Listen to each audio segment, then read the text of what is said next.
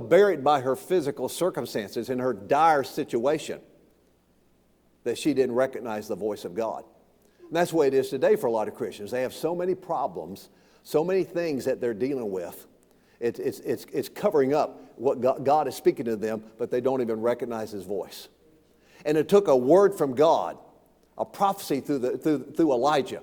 When Elijah began to prophesy to her, I believe all of a sudden in her spirit, she began to realize, oh, I did hear from God.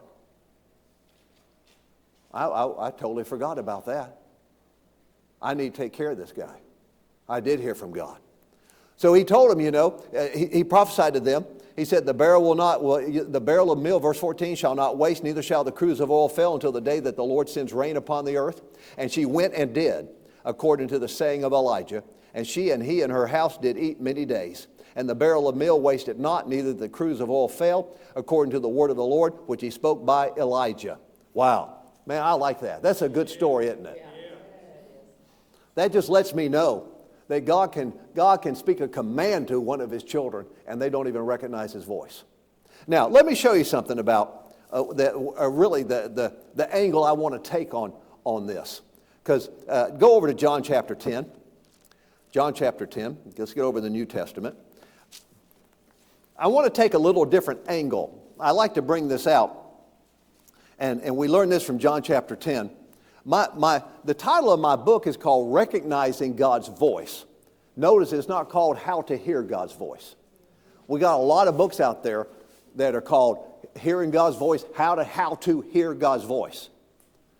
Mine's not called How to Hear God's Voice. It's called Recognizing God's Voice. I'm starting from the premise that as believers, based on what we're going to read in John chapter 10, that we already hear God's voice. Y'all hear me? Yes. We already hear the voice of God. We're not trying to hear. I'm not here to teach you and how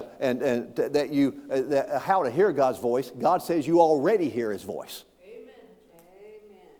See that you got to get that. That's the foundation right there. That I already hear God's voice. Because see, if you don't believe you already hear His voice, then you won't recognize when He speaks to you. And I would say the majority of Christians in the world today, they don't believe they hear God's voice.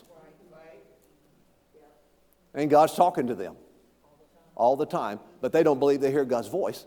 That's why they don't even get to the next step where they recognize He's talking to them. All right, look at John 10. I would say these verses we're going to look at right now, I tell you what, I was going to go